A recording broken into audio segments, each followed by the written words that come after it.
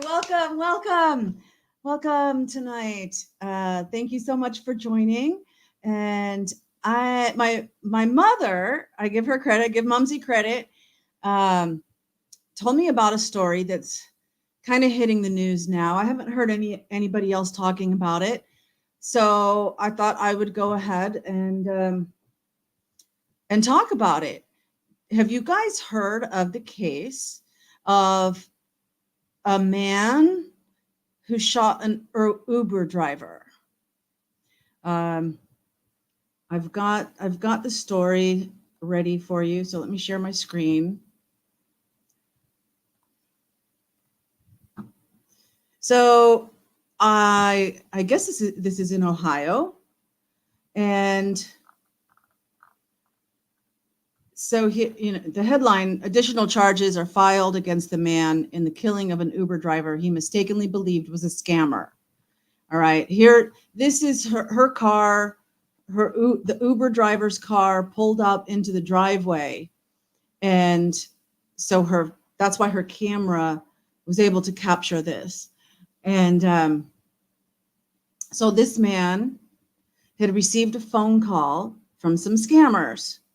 They said, I'm your grandson, I'm your grandnephew, whatever. I'm in jail. I need $15,000 for my bail, and we'll come and pick it up at your house because we need it fast. I don't know why he would have $15,000 in his house, or was he going to give them a check? I don't know. But so what the scammers did is they called Uber to go pick up a package. And so this lady shows up, knocks on the door, and this old elderly man, he's I think 81 years old, opens the door with this gun. Now, I'll go back and give my thoughts afterwards. Let me tell you what happened. So she's like, "Whoa, sorry, I'm just, I'm here to pick up a package. Yeah, I know what you're here for. Blah blah blah." She goes to leave, and he follows her outside, as we can see here, and ends up shooting her 3 times.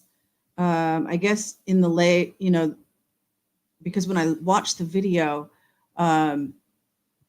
he says something about like, "I'm going to shoot you in your other leg. Stop or I'll shoot you in your other leg." So I guess he had shot her non-lethally. Yeah. Okay, Andy in the house. Glad you're here. So they rush her to the hospital. She goes to the hospital and dies in the hospital. He's been arrested and charged with murder.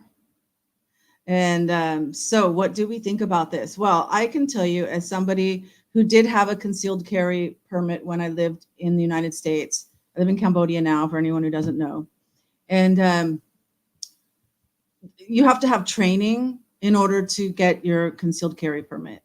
And one of the things in the training is that the only time you should ever use the firearm against another human being is if there is, a life-threatening or imminent harm, life-threatening harm to yourself or to somebody else, right? As in, well, yeah, you can think of your own examples.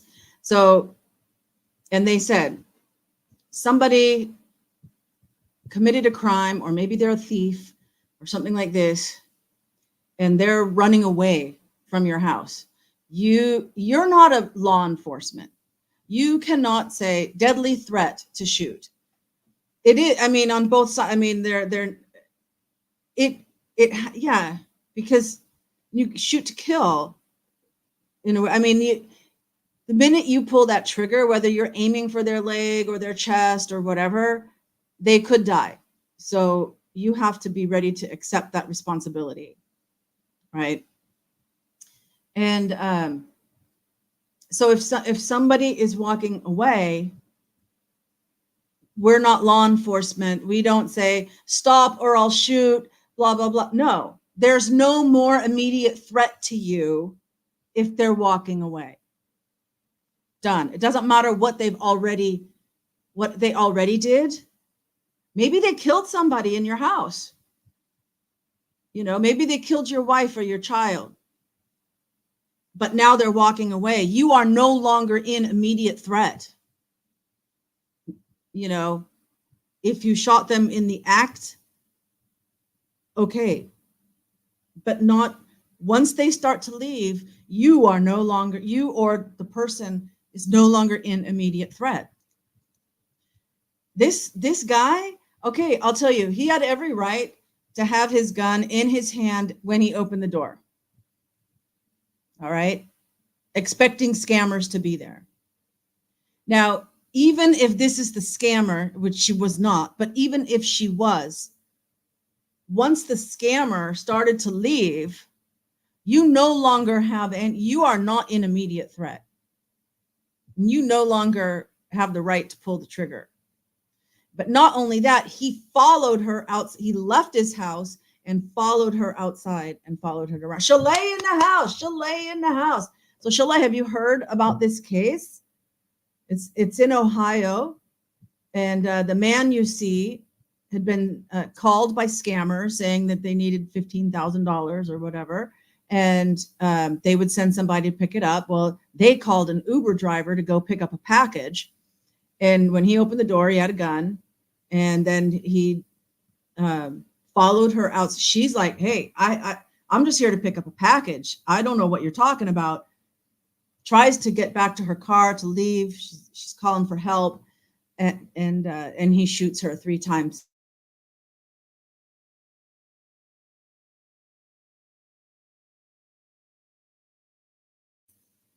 Okay, wait for the buffering to finish.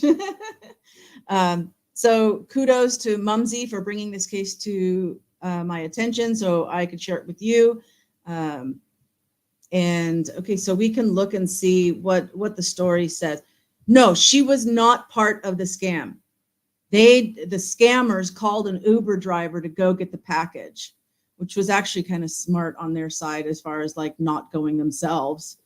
But it wasn't, and she's a 61, and she's like, she looks like she might be disabled, and because she's kind of limping, like if one leg is shorter than the other leg, or you've got some problem in your hips or something. She was walking kind of funny. I'll see if I can play that part of the video. Let me have to turn off there because I don't want CNN getting mad at me. Okay, so here you go. You can see how she's kind of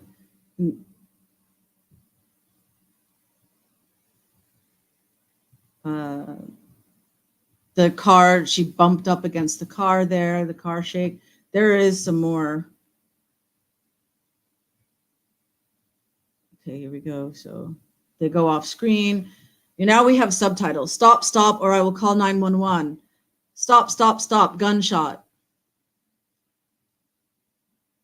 Stop, help, help, help, help, help. Oh, and her crying for help is just heart-wrenching. And so that's pretty much, oh, there he goes. I will shoot the other leg. So he shot her in the leg, apparently. I'm here to pick up a package. Yes, yeah, I know that's what you're after. You're after that. Help, help, help.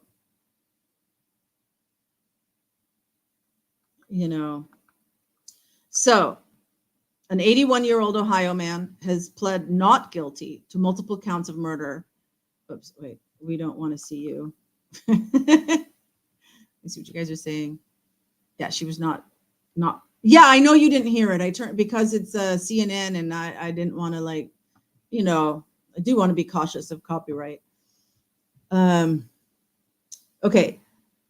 so he's charged with multiple counts of murder and other charges, but he entered his plea of not guilty on Wednesday, related to the shooting death of an Uber driver he mistakenly believed was working with a scammer attempting to extort him, according to Clark County prosecutor William Brock. was previously arraigned on a murder charge for purposely causing Lolita Hall's death. So they arraigned him on the murder charge, but now they've added new charges. On Monday, a grand jury indicted him on that charge, as well as 2 new counts of felony murder, according to court records. The 2 felony murder counts accuse Brock of causing Hall's death as a result of committing or trying to commit another underlying felony, which is felonious assault and kidnapping, respectively. In addition to 3 murder counts, he was also charged with kidnapping her and felonious assault. In all, he faces 5 charges. CNN says that they reached out to his attorney. Then they say that Brock is under $200,000 bond. He shot Hall several times outside his South Charleston home on March 25th. So it was about 3 weeks ago, going on a month. Hall was taken to a local hospital where she died. Brock told police that prior to the shooting, he had received threatening phone calls from a male caller who attempted to extort money from him, claiming one of Brock's relatives was being held in jail, and then threatened him and his family. And then the Uber driver, 61 years old, arrived in her Uber at Brock's residence, and he shot her multiple times. And of course, so police have released the dash cam video. Yeah, this is yeah, it's a tragedy. It's really sad. And this guy looks, is that just a regular picture, or is that the picture that he got after being arrested? Because he certainly doesn't look too shook up about having just killed somebody. I mean, even if you felt it was in self-defense or something or whatever, or that you had every right to do it, it's a picture released by the sheriff's office. Anyway, so that's pretty much what's there right now. Hey, True Crime Cult! Welcome back, Robert. We're happy to have you back again. I'm doing a totally new case that my mom brought to my attention today. She said, hey, why don't you do this topic? I said, well, Mom, that sounds like a great topic to do. They didn't think law couldn't track Uber. The guy, if he would have had his senses about him, then, he could tell the police that Uber, well, after the shooting happened, the scammers called the house back, because it's like, where's our Uber, or whatever, right? They didn't know what had happened. They were just waiting for the Uber to bring them their delivery, and they're probably watching the Uber app, and the Uber driver's still at the house, right? So they call him back, but police are there, and so they're trying to arrange a second meeting. This is from my mom. I don't see it like in this story. But then the police officer identified herself as a police officer, and they hung up. Like, what? But yeah, he could have, rather than shooting the driver, even if the driver fled and went away, you could call law enforcement and say, hey, these scammers trying to scam me, one of them just drove. He didn't know they were Uber, I guess. I'm sure she was trying to tell him, but he wasn't believing her. No reason to use lethal. Exactly. He was in his house. He should have never stepped outside of his house. When he opened the door, you don't know if it's one of the scammers, they might have a gun, right? So you protect yourself. I understand that, having the gun while you're in the house, waiting for someone to come to your door. But once she said, no, I'm just an Uber driver here to pick up a package, and started to move away, he should have just closed the door. You're going to be back in 2 weeks. That's great. That's great to hear. I'm putting out content. I did see, your recent updates. Thank you for updating us. I'm sure that you received a lot of response from people. I mean, I jumped on because you had put one up a few days before the last one that I saw, and I was busy doing something in a meeting or whatever, and then when I went back to watch it, it was gone. You'd taken it off, and I was like, oh, I missed whatever he said. So then when I saw the next one come up, I was like, I jumped on it right away to see how you're doing. So I know it'll be raw. It'll be painful for a while, you know. And Queen's in the house. So did I do True Crime Cults in the house? Queen's in the house. Got to make sure that I welcome you properly. Ooh, Andy's saying to Queen Bee. You know. So yeah, this guy's gonna have a rough time.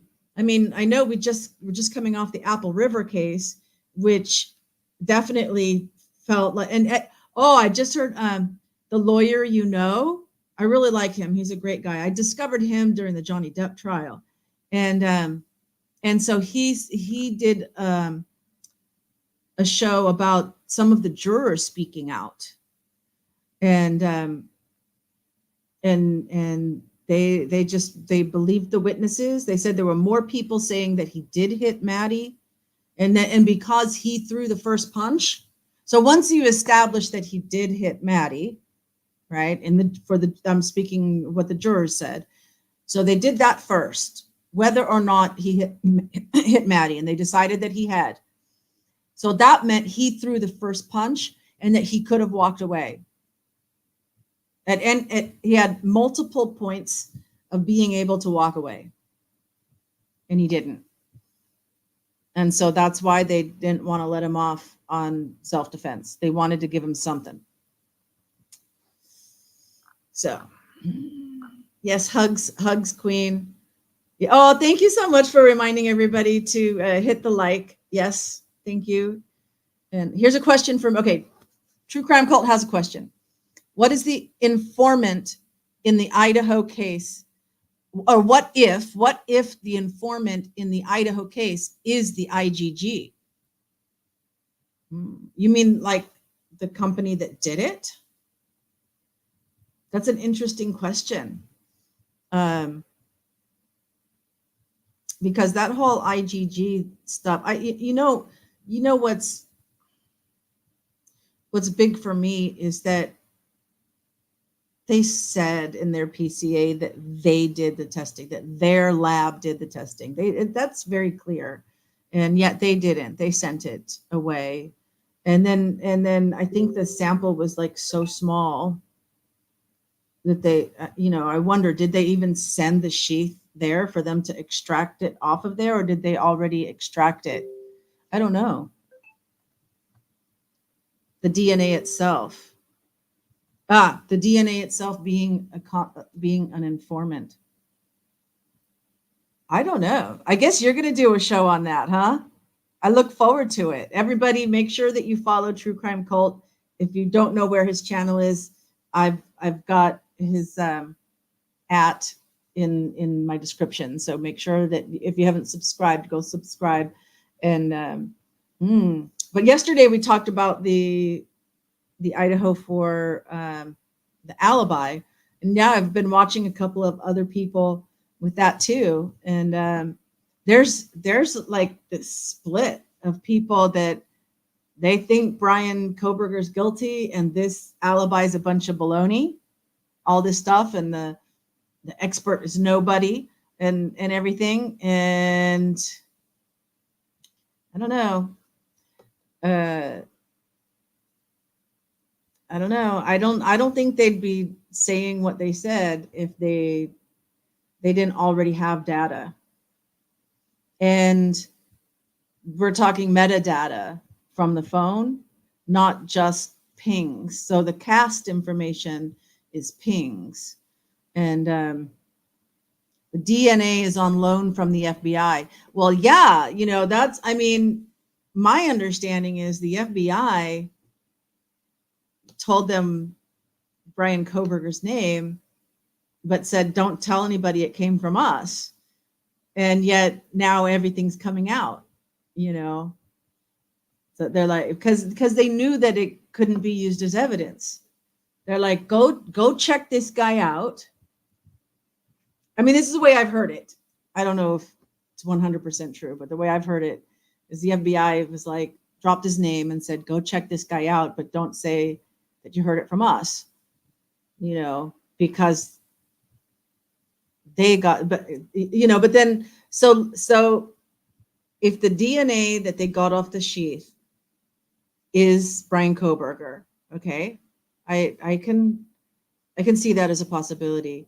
The question then becomes, did it get on the sheath because Brian Koberger touched it, or because someone else put his DNA there?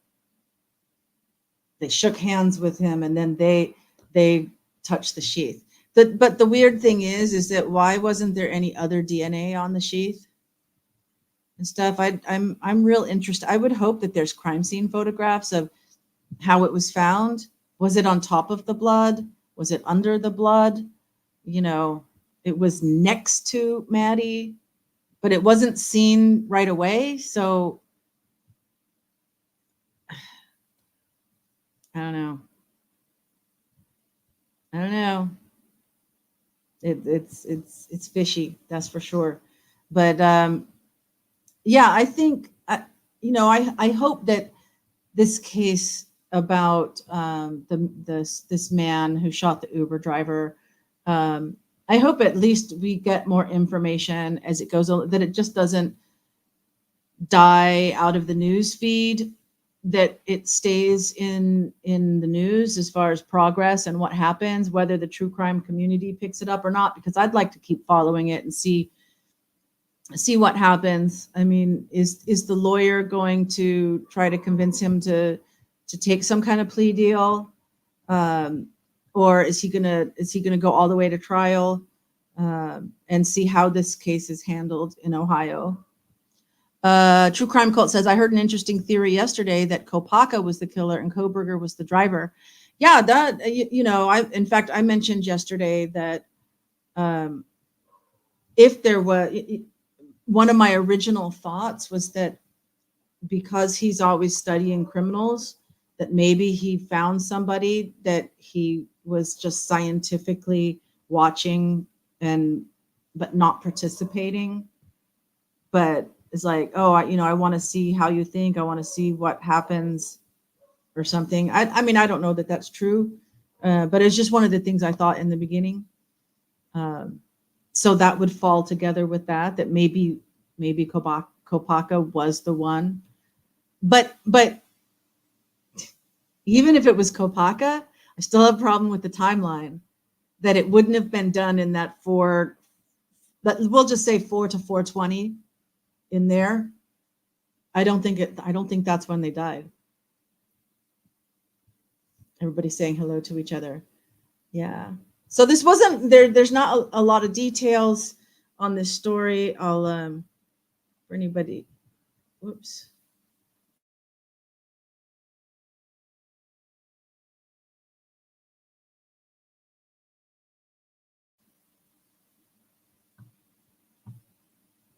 There we go. Wait.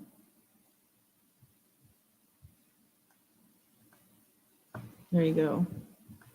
So you guys can see that's the one that we were talking about. Yeah, so there's not a whole lot. So I guess maybe it's just a short one for tonight. I appreciate everybody like jumping in. Yeah, the DNA was from the knife sheath, but how did it get on the knife sheath? How did the knife sheath get into the crime scene? Andy says, knife sheath, others in the house, arrest with father. Some event happened near a week earlier. You mean with the 4 students?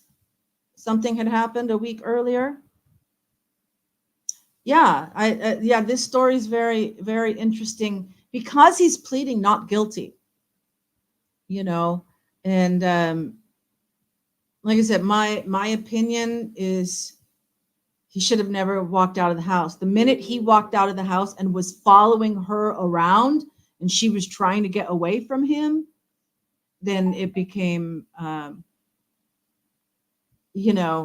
was no self-defense. She did nothing to him. And it's like really, really sad. And is Uber going to do anything about the safety of their drivers? Is the public going to be outraged or anything? I mean, are Uber drivers going to start carrying guns with them to protect themselves from people like this? Not that it would have helped her because she couldn't get back into her car.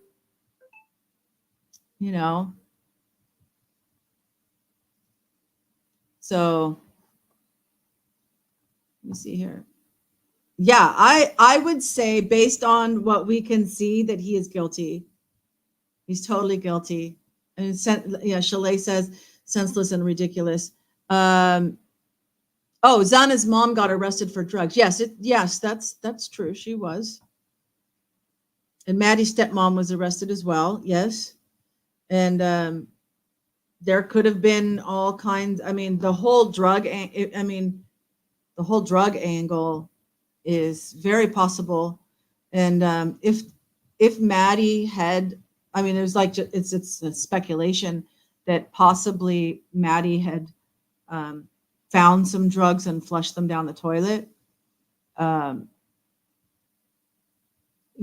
they could have sent it like a hitman, a cartel killer. They could have sent somebody there to do it. And then I'm interested in who was killed first. I don't think we're for sure on that. I know people talk about like the order that they were listed on the charges and stuff, but I still don't know. Steve Goncalves is always talking about weird stuff, but he did make that comment like they didn't have to go upstairs.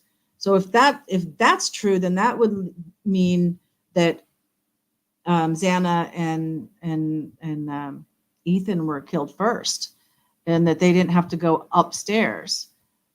Or did they go upstairs first, and as they were coming back down, then they encountered either Ethan or Xana and had to kill them too?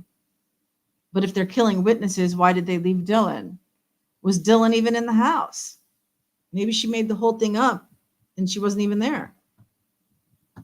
Maybe she was at a neighbor's house. There's plenty of friends that she had in the apartments right next to them.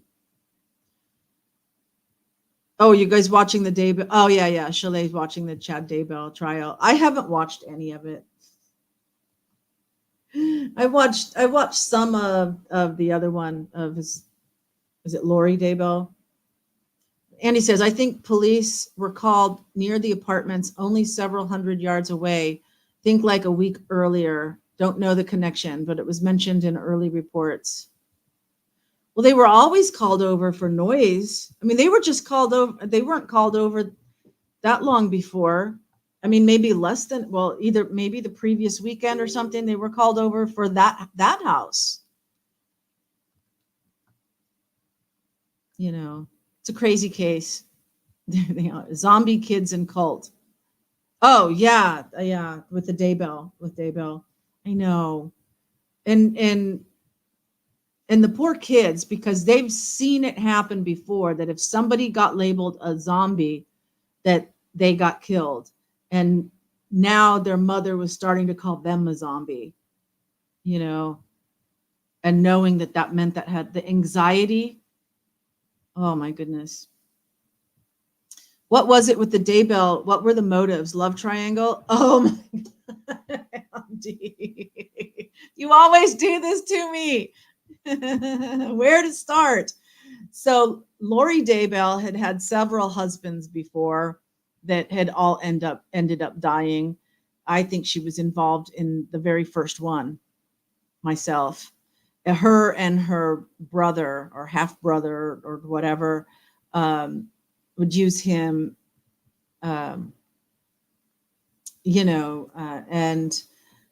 so I guess for like what happened here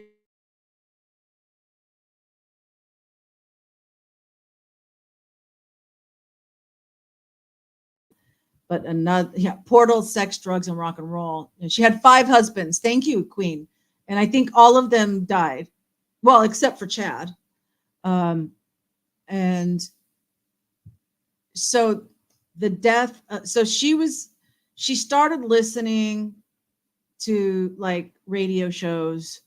She was Mormon and was listening to radio shows that were very kind of out there, end of days kind of stuff. And Chad was, Chad Daybell kind of had his own side religion off of Mormonism.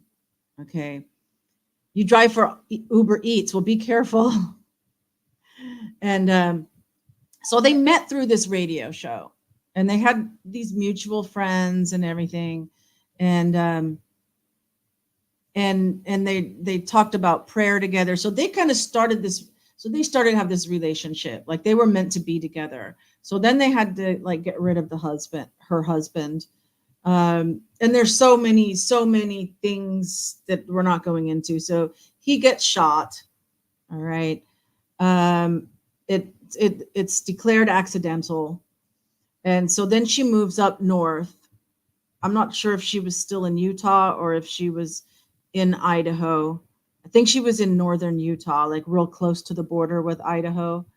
And so then, and she's her brother is like with her. I think is it brother or half brother? If somebody can correct me, or even just tell me his name. I'm thinking Adam, but I'm not sure. They thought they were together in a former life and that she was deemed by God to carry out the mission, right? And they had their little prayer closet which was their portal, and that they could go astral project or something, you know. That Alex, thank you. Yes, Alex died. That, you know, so after the kid, so then so Chad's wife dies first. He's got adult children. And Lori Daybell had 2 younger, one that was a teenager and one that was special. The daughter was a teenager. She had a driver's license. And then the son was, I don't know, maybe 10, 11, 9, something around there. But he was special needs. And so once Chad's wife died, which is suspicious, and they exhumed her body and everything because he probably killed her. And then her kids end up missing. So she reports that when the media and all of us became aware of this, it was a missing children case. She reported them missing.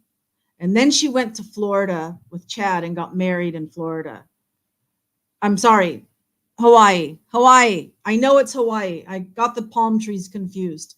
Not Florida, Hawaii. They flew to Hawaii and got married. And then and everyone's going like, but your kids are missing. Why aren't you, you know, everything was just suspect, right? There were no bodies. Nobody could find them. And so then finally, somehow, and during this time, Alex married so they had this little cult going. And so their friends are actually these like little cult members. And so Alex marries this other girl, and then he ends up dead.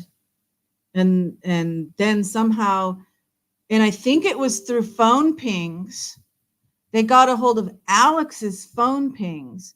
So that what they figured out was that Alex had, I don't know, Lori got convicted, right?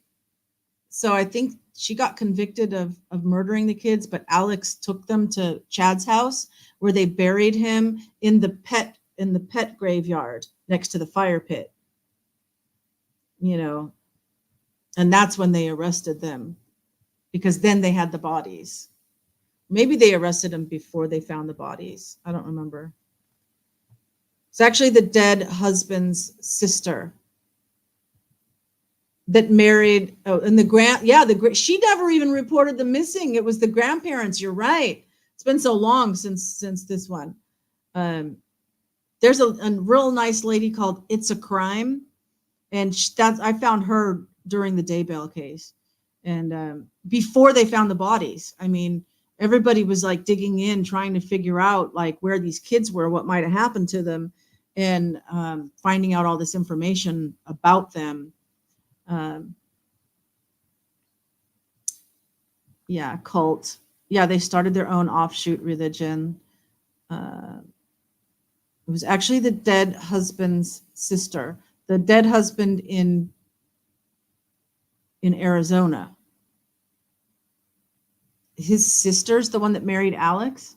Yeah, complicated story. Yeah. Everyone was looking for the kids and the daughters. The half brother pled with her mom to return them and do the right thing.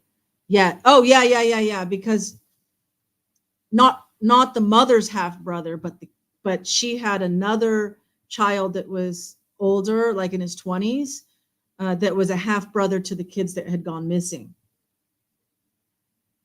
Yeah, she pulled them out of school. Lori Daybell is in Arizona. Yes, standing trial for the murder of Chad's wife. No, I thought she's on trial for the murder of her previous husband. We'd have to check that out. Well, the oldest daughter was in college, but she never went there. And Lori lied and said she was in college. Oh, she was going to go to college. No, but I thought she was like maybe just a junior or senior in high school, not college.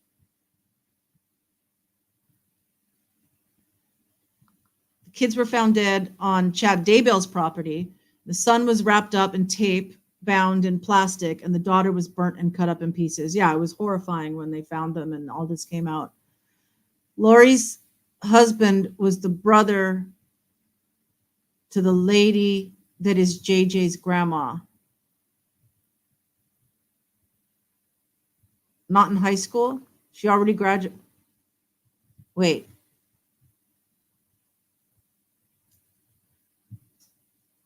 Who was not in high school?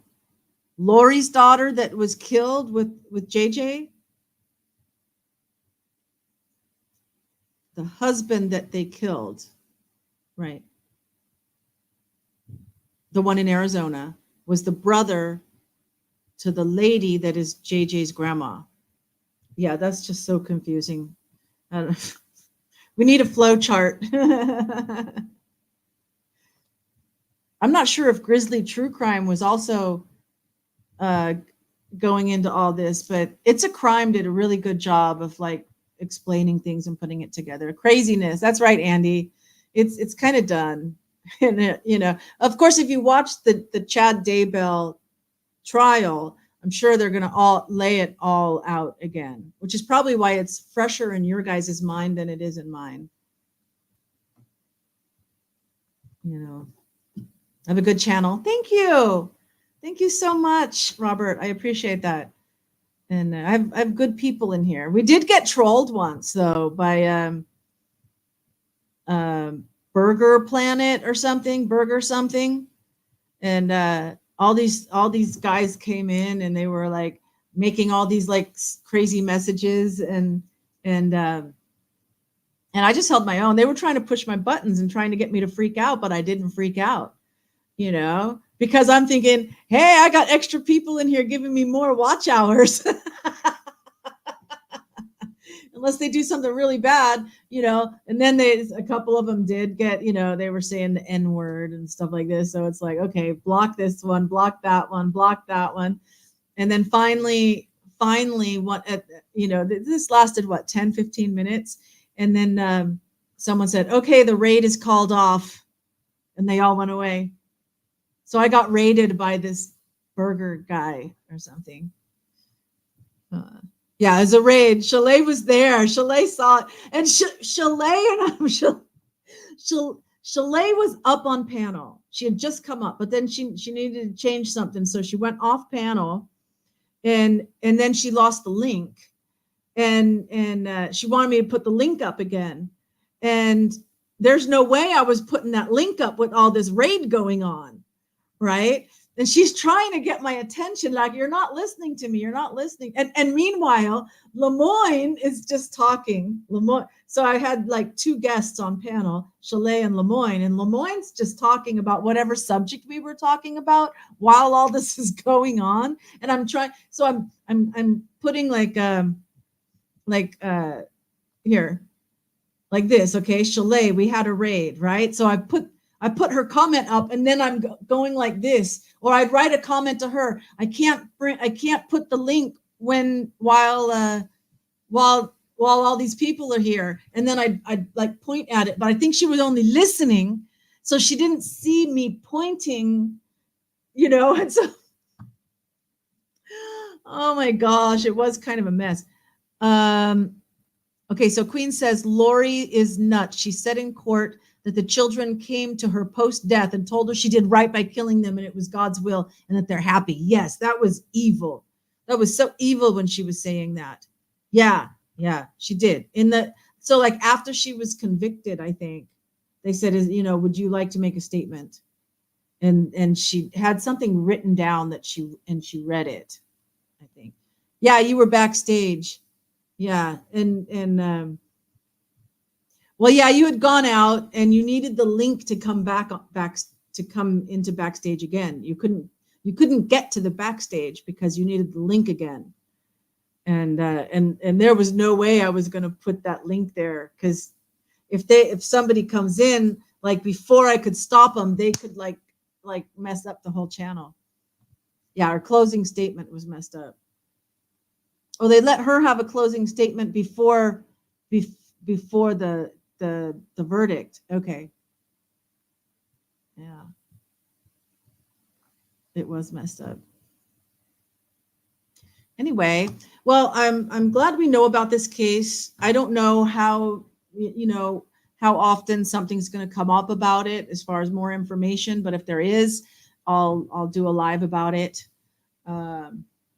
And we can do that. So I don't know if tomorrow we'll have a show or not. I'm not planning on having one, but I wasn't planning on having one tonight either. So if something happens, if there's something interesting in the news, then I'll come back on.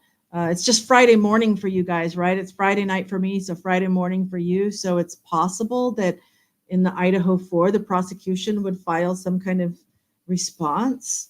I wouldn't expect something this fast, but that would be something worth talking about for sure. And who knows if Delphi is going to file something? They could always file something. She got put in jail for life, no chance of parole. Yeah, but I think Arizona has the death penalty. So if she could get the death penalty there, I think. But okay, so let's wrap it up for tonight. You guys know that love transcends time and space. So wherever and whenever you are watching this, I love you. I do. I really do. It's not just empty words. So I hope you can feel that love. And I look forward to seeing you guys the next time. Queen says now it's her new husband's trial that killed his wife, and they had an affair. Yeah, she's setting Andy straight. It's just the very beginning of the trial. They're just doing the opening. Did they do opening statements already? So you can watch that. I don't expect anything earth-shattering to happen in that. I think most of what happened we already know. So thanks everybody for emojis and love. And yes, I will take care, and you guys take care as well. And so I'll see you next week if nothing special pops up. Or maybe if I feel like it, maybe I'll do some crosswords or something. You never know. Okay, so bye. See you.